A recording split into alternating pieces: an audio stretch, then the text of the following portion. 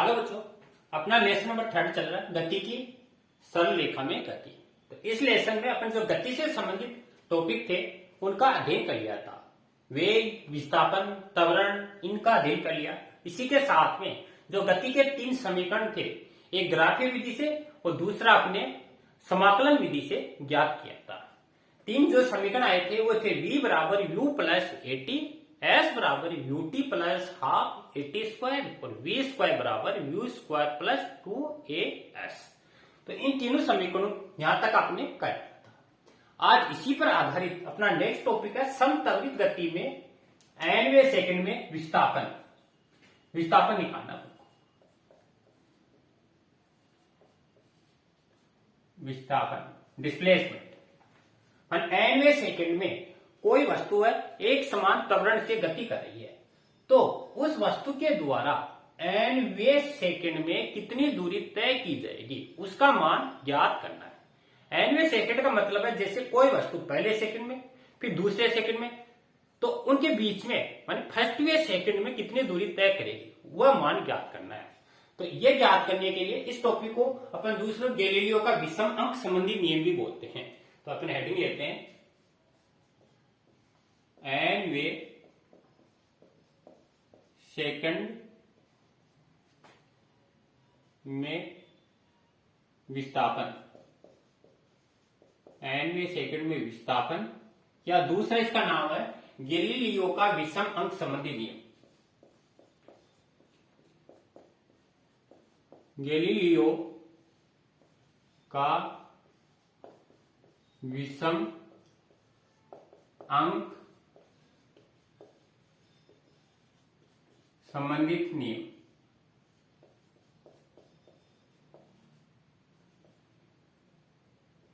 Galileo का विषम अंक संबंधी नियम क्यों कहते हैं? क्योंकि इसमें जो रिजल्ट आता है वो अपन को विषम अंक अर्थात 1:3:5:5 के रूप में प्राप्त होता है, इसलिए इसको गैलीलियो का विषम अंक संबंधी नियम भी कहते हैं। चलो आप अपन इसका सॉल्यूशन करते हैं। तो गति का अपना जो सेकंड समीकरण है वो यूज लेते हैं गति के सेकंड समीकरण से। सेकंड समीकरण बच्चों अपने देखा था, अपने क्या था सेकंड समीकरण याद होगा आपको, s बराबर ut plus half A T square, यह आपका सेकंड समीकरण था।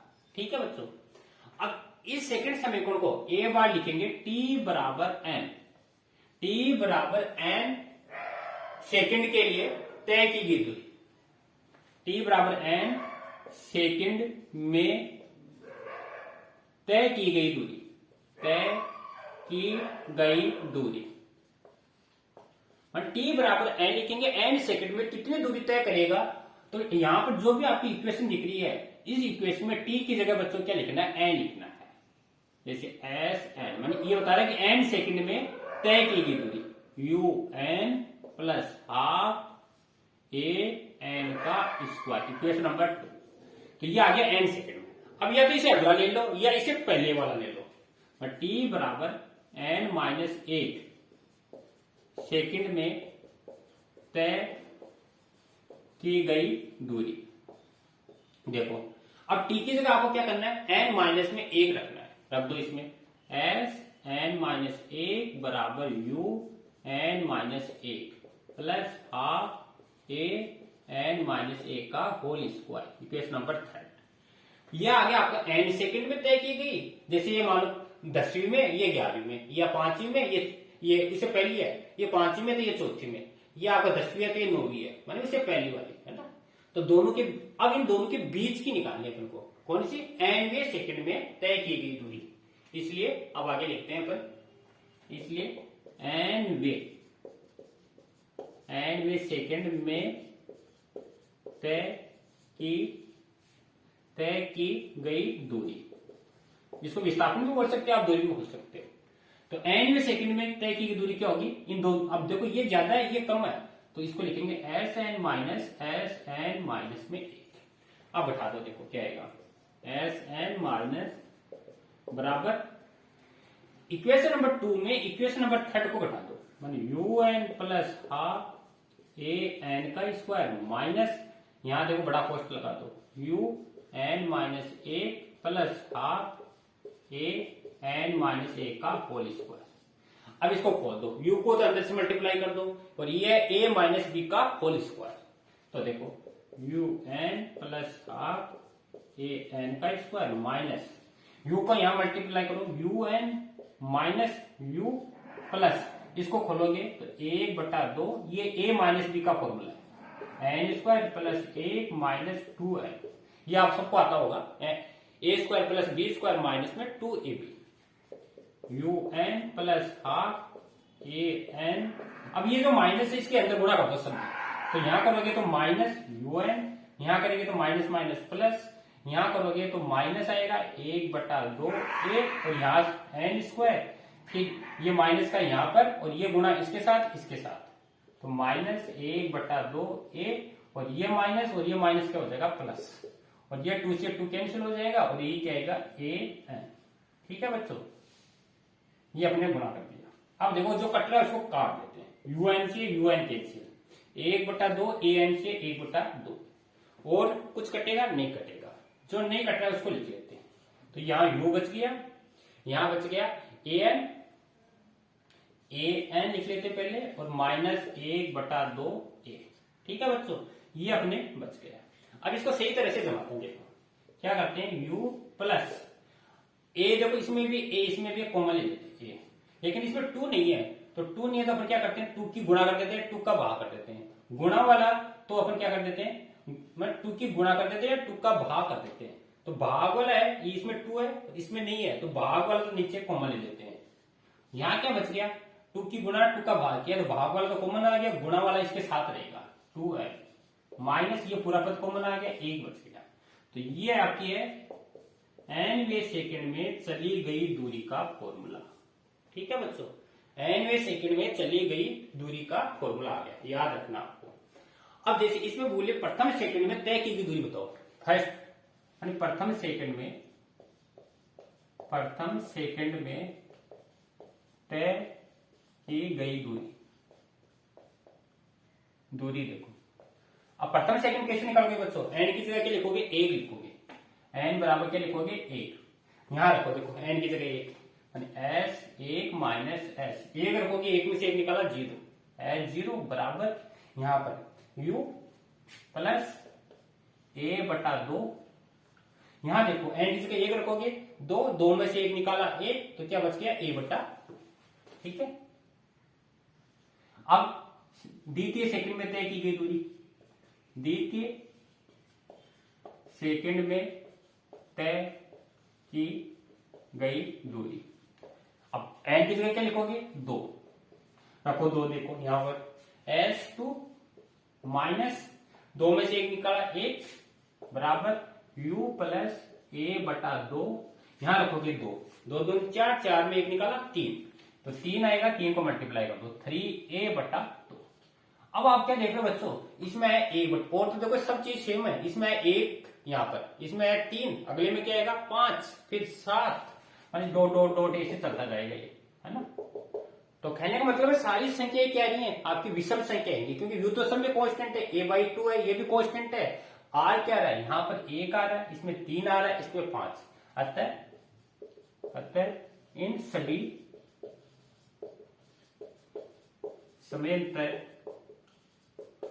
सभी समय अंतरालों में गैलीलियो का विषम क्या आएगा, अनुपात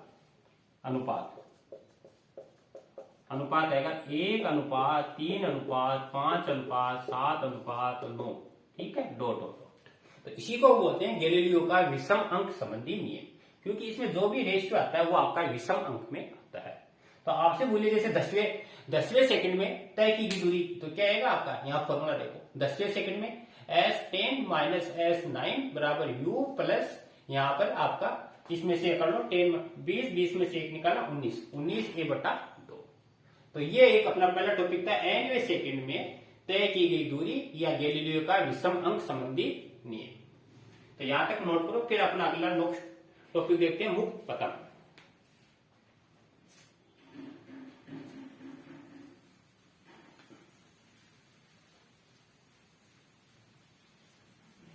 दूसरा टॉपिक है, अपने छोटे छोटे टॉपिक है मुक्त पतन।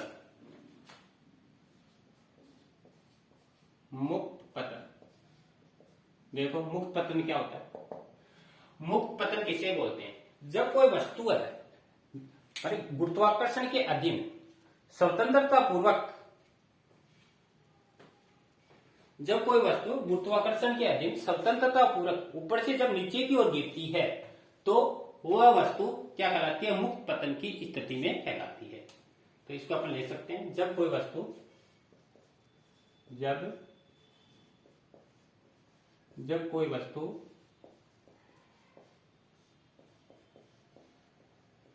गुरुत्वाकर्षण के अधीन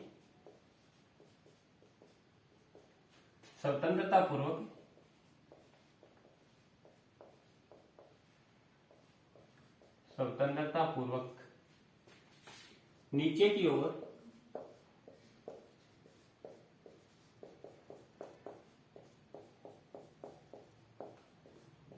गिरती है तो वह मुक्त पतन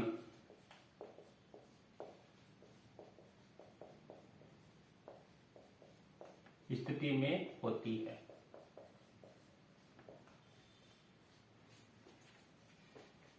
तो इसमें लिख रहा है जब कोई वस्तु है गुरुत्वाकर्षण के अधीन स्वतंत्रता पूर्वक नीचे की ओर गिरती है तो वह मुक्त पतन की स्थिति में होती है। अब इसमें ध्यान रखना है कि माने उस पे जो वायु के जो अवरोधक बल है वो कार्यरत नहीं होने चाहिए। अगर वायु के अवरोधक बल कार्यरत होंगे तो वह मुक्त पतन की स्थिति में नहीं होगी।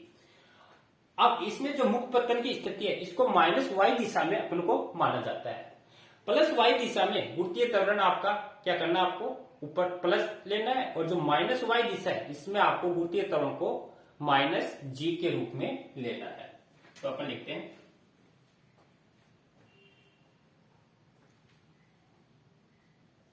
इसमें आप ले सकते हो नीचे की ओर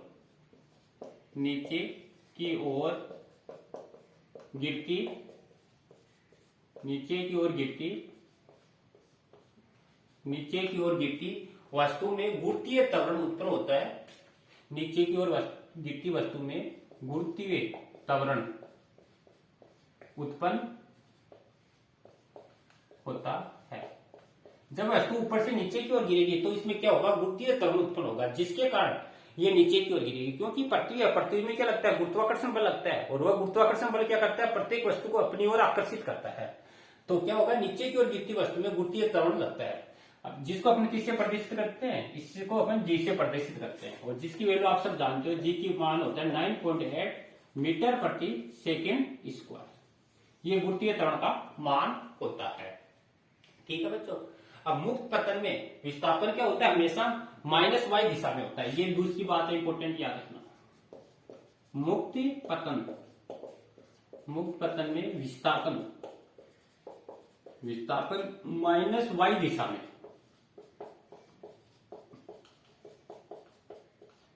तो जब मुक्त पतन की स्थिति होगी तो विस्थापन हमेशा माइनस वाई दिशा में होगा, अर्थात नीचे की ओर होगा। आपको ये दूसरी बात याद रखनी है। तो इस कंडीशन में ए बराबर आपको क्या लेना है? माइनस जी, और जी का मान होता है आपको 9.8 मीटर प्रति सेकेंड स्क्वायर।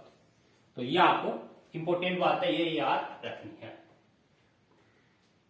और तीसरी बात भी याद रखनी, मुक्त पतन की स्थिति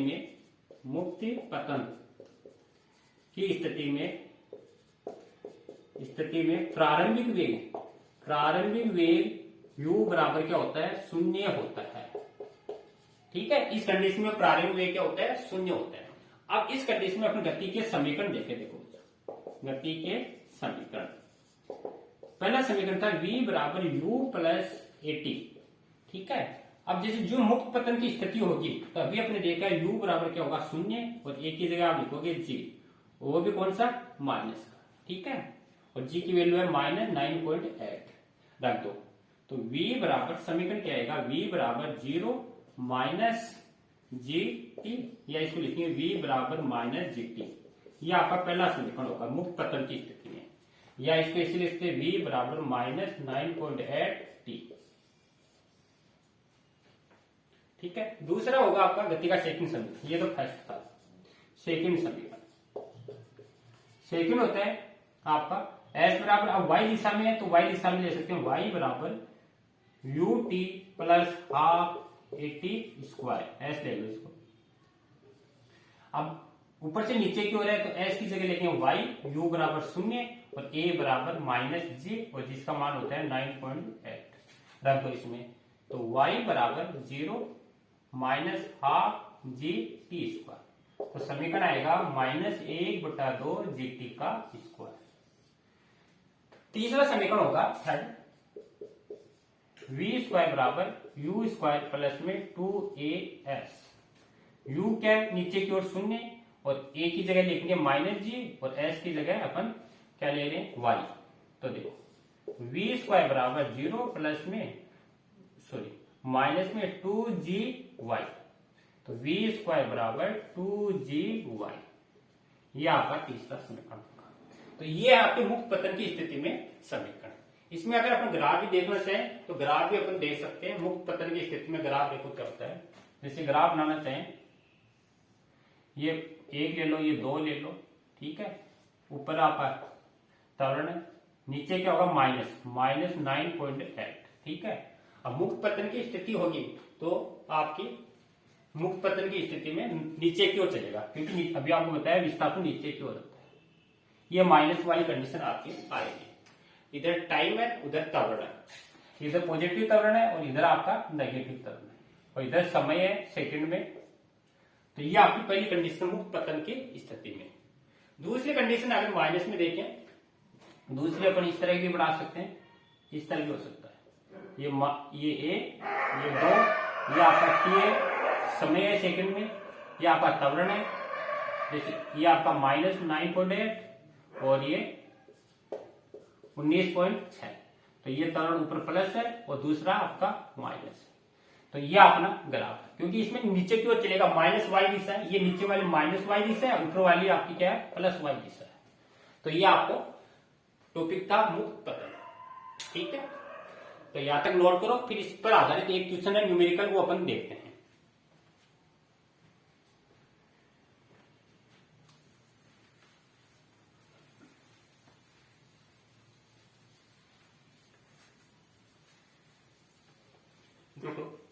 फिर इसमें कुछ इंपॉर्टेंट बातें वो आपको याद रखनी है, तभी आपका न्यूमेरिकल क्वेश्चन कर पाओगे।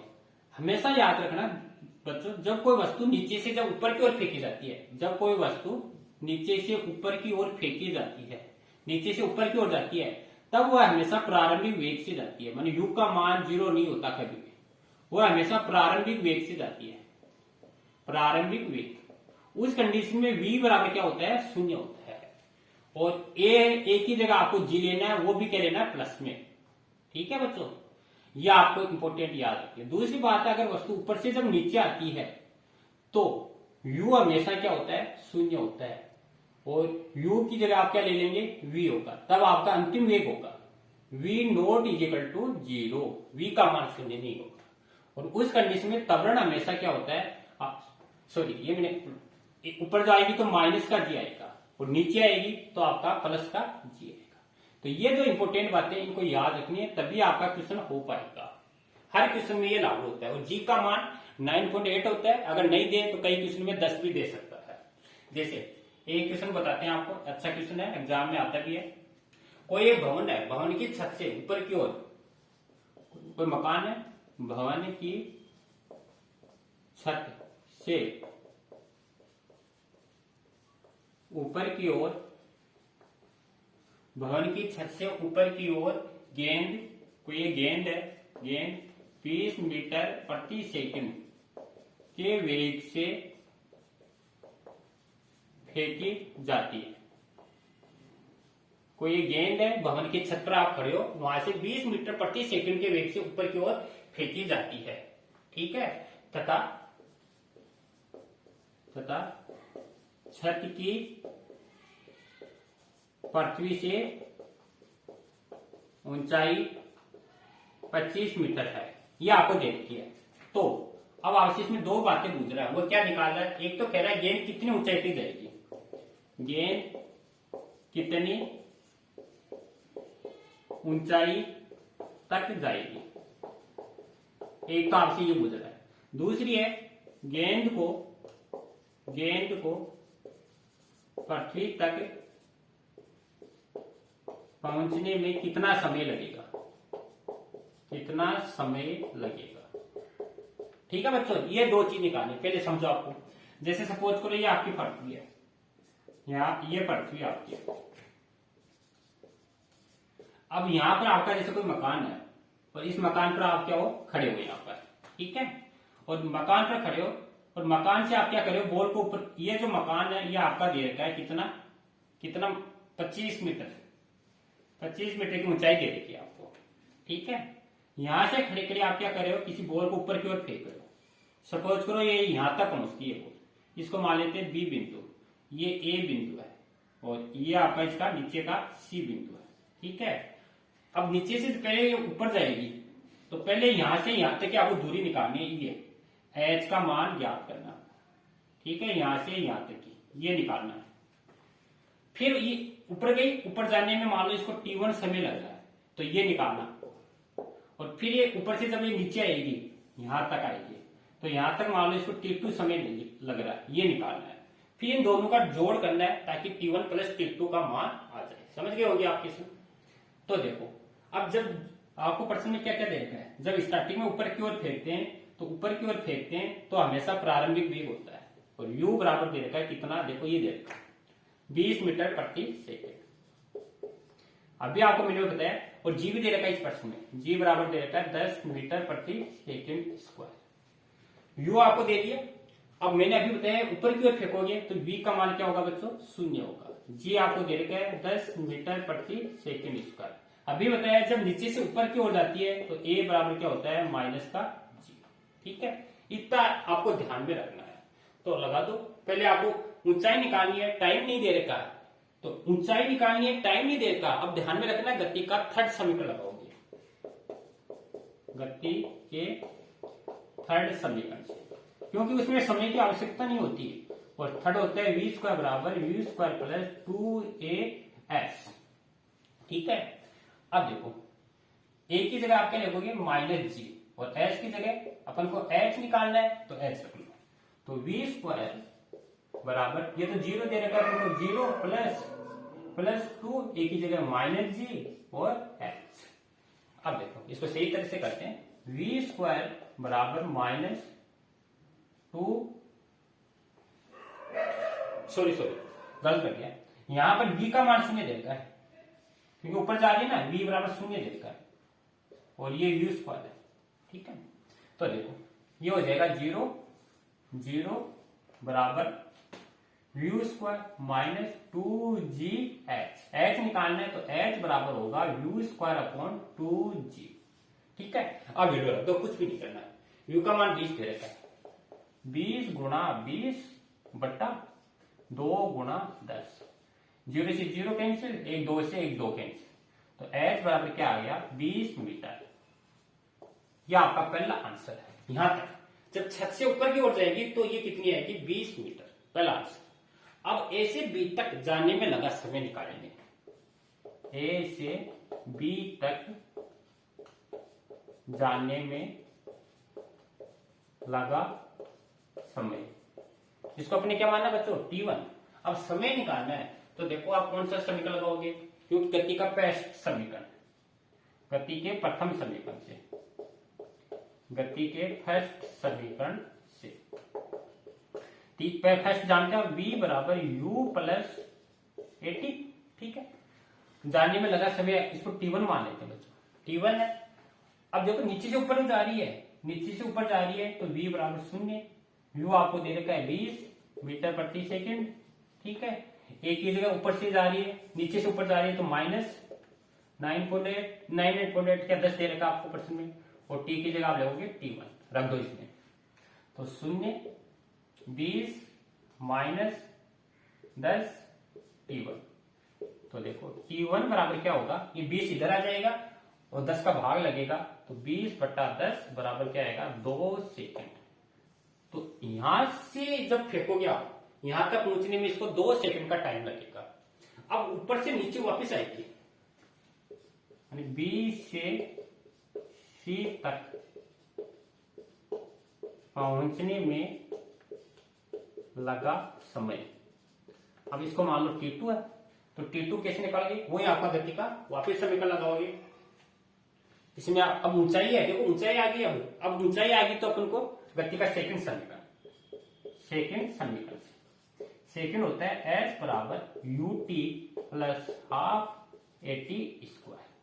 अब देखो एस में क्या आएगी, देखो इतनी दूरी ये प्लस ये अपने निकाल चुके हैं, 20 है ये 25 है, एस की जगह लिखोगे 20 प्लस में 25 बराबर कितनी आएगी 45। अब ऊपर से नीचे आ रही है तो u बराबर क्या होगा 0। टी है, टी की जगह आप क्या लिखोगे T2, और ए ऊपर से नीचे आ रही है तो प्लस का जी, ये आपका 10 रख दो सारे इस फॉर्मूले में। तो 45 बराबर 0 प्लस हाफ इंटू 10 T2 का स्क्वायर, 10 का इसमें डिवाइड किया 5, तो T2 का स्क्वायर बराबर 45/5 और 9 आ गया। तो T2 इसका वर्गमूल लेोगे तो 3 सेकंड। तो जब ऊपर से जब नीचे आएगी तो 3 सेकंड का समय।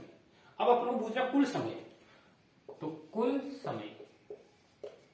कुल समय देखो तो T बराबर T1 प्लस T2, तो कितना हुआ 2 प्लस 3 बराबर 5 सेकेंड। ये जब इस बोर्ड को आप ऊपर फेंकोगे तो 2 सेकेंड का, और ऊपर से जब नीचे आएगी तो 3 सेकेंड, तो टोटल समय लेगी ये 5 सेकेंड का टाइम। तो इस तरह अपन बच्चों क्वेश्चन को सोल्व कर सकते हैं। जो आपकी गति के समीकरण और साथ में जो मुक्त पत्तन पढ़ाया आपको, इनको यूज करते हुए आपके जितने भी न्यूमेरिकल क्वेश्चन है सारे इसी तरीके से आपको सॉल्यूशन करना है। बस आपको ये इंपॉर्टेंट फैक्ट है, ये याद रखना है और अपन क्वेश्चन हल कर सकते हैं। ठीक है, तो ये अपना टॉपिक था मुक्त पतन। मुक्त पतन के बाद में एक छोटा सा टॉपिक और है, वो और अपन सोल्व करते हैं। देखो छोटा सा टॉपिक और क्या, यहां तक नोट करना, फिर अगला टॉपिक स्टार्ट करते हैं, प्रतिक्रिया काल।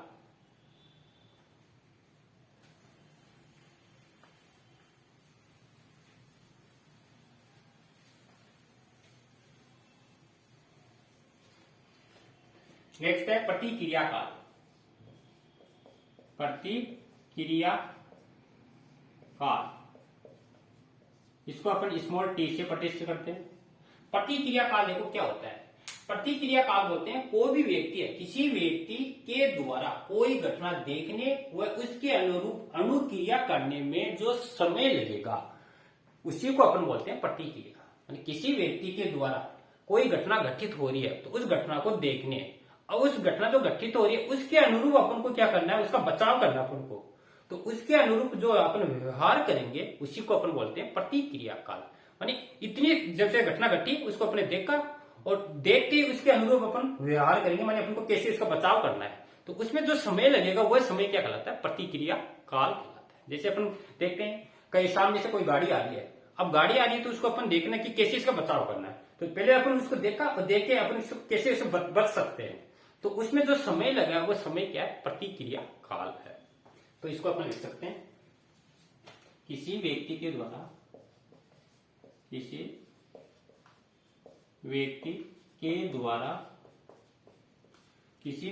द्वारा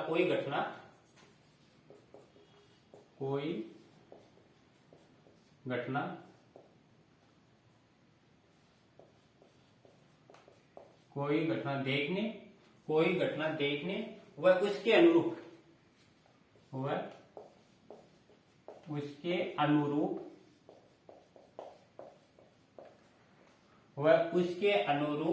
अनुक्रिया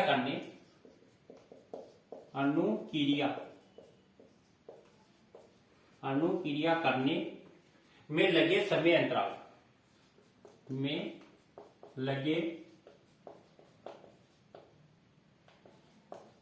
समय अंतराल को प्रतिक्रिया काल कहते हैं। समझ गए बच्चों, कोई घटना घटित हो रही है उसका आपको बचाव करना है, उस घटना को बचाने में कितनी जल्दी आप वो समय लग रहा है उसी को अपन क्या बोलते हैं, प्रतिक्रिया काल। उदाहरण जैसे कोई वस्तु है, एग्जाम्पल अपन ले सकते हैं, जैसे कोई वस्तु है इसको अपन नीचे से ऊपर की ओर फेंका किसी बॉल को, अब जो किसी पत्थर को अपन नीचे से ऊपर की ओर फेंक रहे हैं तो ऊपर से देख रहे हैं, अब जो ऊपर गया अब इसको वापस ये नीचे आएगा तो अपन को क्या करना है, इसका बचाव करना है। अब जो ऊपर से नीचे आएगा तो कितने समय में अपन इसका बचाव कर सकते हैं, वो क्या इसका प्रतिक्रिया काल है। अब इसमें याद रखना, अगर ये जो घटना घटित हो रही है, इस घटना के घटित होने में अगर समय ज्यादा लग रहा है तो अपन दुर्घटना ज्यादा घट सकती है, अर्थात प्रतिक्रिया काल का मान बढ़ जाएगा। और अगर ये घटना घटित हो रही है, इसमें समय बहुत कम लग रहा है, तो बचाव आसानी से हो सकता है और उस कंडीशन में प्रतिक्रिया काल का मान क्या होगा, कम होगा। तो अपन सारांश में लिख सकते हैं कि प्रतिक्रिया काल का मान अगर कम है तो घटना से अपन सुरक्षित रह सकते हैं, अगर प्रतिक्रिया काल का मान ज्यादा है तो घटना घटित हो सकती है। समझ गए बच्चों। अब इसको अपन समीकरण के रूप में देखें तो गति का जो सेकंड समीकरण अपन दे सकते हैं। सेकंड समीकरण, सेकंड था एस बराबर U T plus half A T square, ये अपना सेकंड समीकरण था।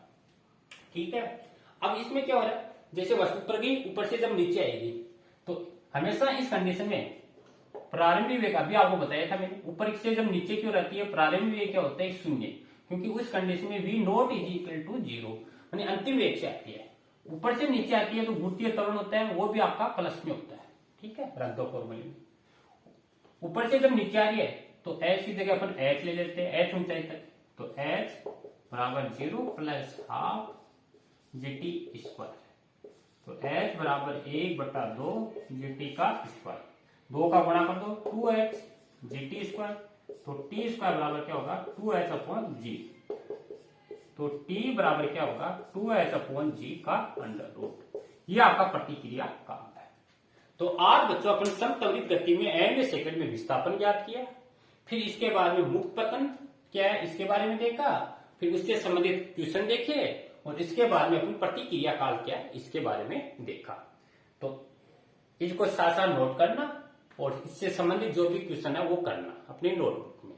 ठीक है, अब जो लास्ट टॉपिक है अब वो अपन नेक्स्ट वीडियो में देखेंगे। धन्यवाद।